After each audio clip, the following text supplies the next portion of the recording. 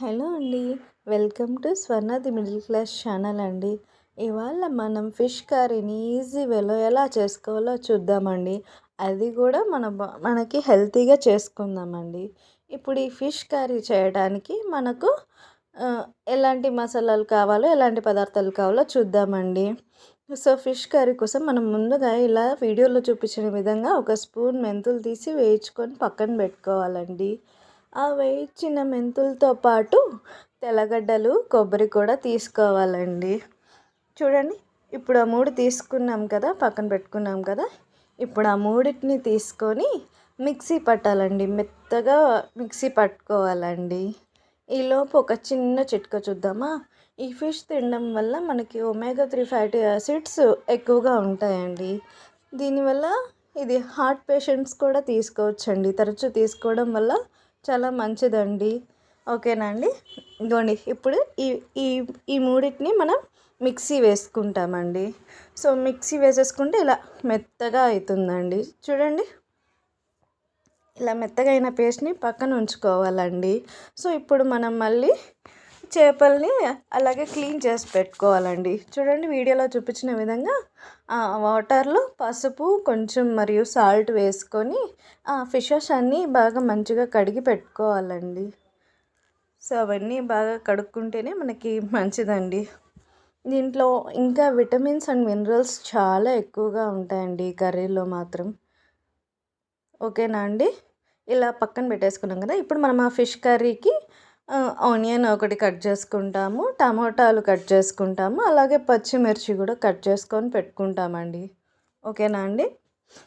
ఇప్పుడు vitamins like AD ఎక్కువగా ఉంటాయండి ఈ ఫిష్ కర్రీలో. సో, ఇది తరచూ తీసుకోవడం మంచిదండి. సో, ఇప్పుడు దానికి ఆ కర్రీలోకే మనకి ఇప్పుడు ఇలా లీఫీ వెజిటేబుల్స్ కూడా తీసుకుంటామండి.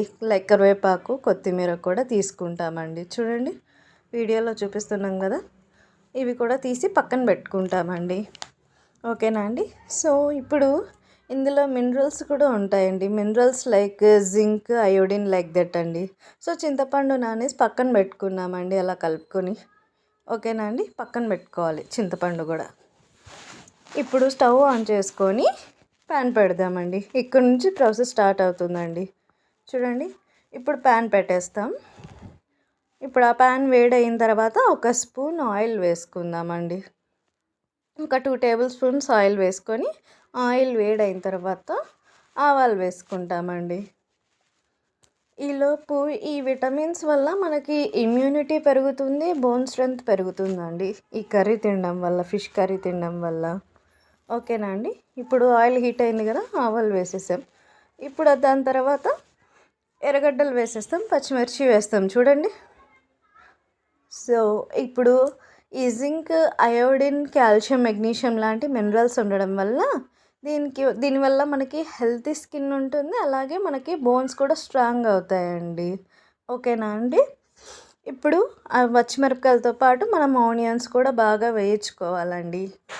ఆనియన్స్ వేగిన తర్వాత, ఆనియన్స్ పచ్చిమిర్చి బాగా వేగిన తర్వాత మనం టమోటాలు కూడా వేసుకుంటాం. చూడండి. సో, అలాగే ఈ విటమిన్స్, మినరల్స్ వల్ల మనకి ఇది సపోర్టింగ్ మజిల్ గ్రోత్ అండి. మనకి గ్రోత్ ఉంటుందన్నమాట బాగా. ఓకేనా అండి. సో, ఇలా వేసుకున్నాం కదా. ఇప్పుడు పసుపు వేసుకున్నామండి. ఇప్పుడు ఇందులో టమోటా ముక్కలు వేసుకొని టమోటాలని మెత్తగా గుజ్జు వచ్చేలాగా మంచిగా ఉడికించుకుందామండి. ఓకేనా అండి. ఇప్పుడు పక్కన నానబెట్టిన చింతపండు మనం బాగా కలుపుకోవాలండి. ఉప్పు వేసి ఆ చింతపండుని బాగా పిసుక్కోవాలి, మెత్తగా పిసుక్కోవాలి. సో, పిసుక్కొని పక్కన పెట్టుకోవాలండి. ఓకేనా అండి. ఇప్పుడు ఇవి గుజ్జుగా వేగుతున్నాయి కదా. దీని తర్వాత మనం ముందుగా పేస్ట్ చేసి పెట్టుకున్నాం కదా, మెంతులు, కొబ్బరి, తెల్లగడ్డలు, అది వేసుకోవాలండి. అది వేసుకొని కూడా వేయించాలి. ఇవన్నీ మనం నూనెలోనే వేయించుకోవాలండి. వాటర్ వేస్తే అంత టేస్ట్ అనిపించదు. సో, ఆ 2 టేబుల్ నూనెలోనే ఇవి వేయించుకుందామండి బాగా మంచిగా. ఇవి వేగితేనేనండి, ఈ మసాలా మంచిగా ఉంటేనే మనకి టేస్ట్ బాగుంటుంది. సో, ఇప్పుడు ఇదిగో మిరప్పొడి కూడా తగినంత వేసేసుకుంటున్నాం మనం. ఓకేనా అండి. ఇలా మిరప్పొడి వేసుకొని కూడా ఇలా కలబెట్టుకోవాలండి. ఓకేనా అండి. ఇప్పుడు చూడండి ధనియాల పొడి కూడా వేసేసుకున్నాము. ఇలా ధనియాల పొడి కూడా వేసుకున్న తర్వాత మంచిగా కలబెట్టుకోవాలండి. తగినంత వేసుకోవాలి, సరిపోతుంది. సో సాల్ట్, చింతపండు నీళ్ళు ఉన్నాయి కదా, అవి వేసిన తర్వాత టేస్ట్ చూసినప్పుడు వేసుకోవచ్చండి. ముందు ఇవి మాత్రం నూనెలో బాగా వేగాలండి.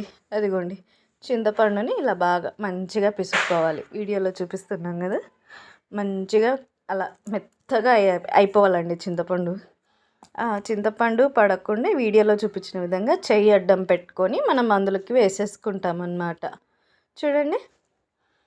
సో అవి వేసుకున్న వాటర్ని ఇలా మనం కలబెట్టుకోవాలండి. ఆ మసాలా అంతా వాటర్లోకి వెళ్ళిపోవాలి, మంచిగా వాటర్లో మిక్స్ అయిపోవాలి. అవి వేగిన తర్వాత ఒక 5 నిమిషాలు, ఇప్పుడు చారు పొంగితే ఎలా అయితే వస్తుందో అలా పొంగేంత వరకు ఉంచాలండి దాన్ని. సో ఇప్పుడే మనం కొత్తిమీర, కరివేపాకు ఇవి వేసేసుకున్నామన్నమాట. ఓకేనా అండి. ఈ ఈ మసాలాల్లోనే ఇది కూడా, ఈ ఆకు కూడా మంచిగా ఉడికి దాన్ని వాల్యూస్ కూడా ఆ కర్రీలోకి వచ్చేస్తాయి అన్నమాట. ఓకేనా అండి. సో ఆకుకూరలు తినడం వల్ల మనకు కంటి చూపు కూడా పెరుగుతుందండి. ఓకేనా అండి.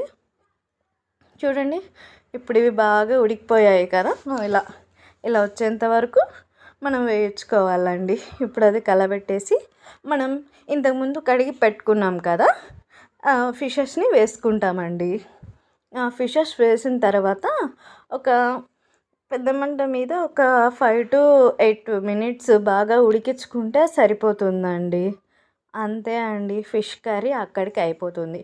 సో ఒక దాంట్లోకి తీసుకొని సర్వ్ చేసుకొని మనం వడ్డించుకొని తింటే అదే అండి ఫిష్ కర్రీ. ఓకేనా అండి. చూడండి, ఈ వీడియో కనుక మీకు నచ్చినట్టయితే లైక్, షేర్ అండ్ సబ్స్క్రైబ్ అండి. ఇలాంటి మరిన్ని వీడియోస్ మన ఛానల్లో ఉన్నాయండి, ప్లీజ్ వాచ్ చేయండి. ఓకేనా అండి. Thank you, bye.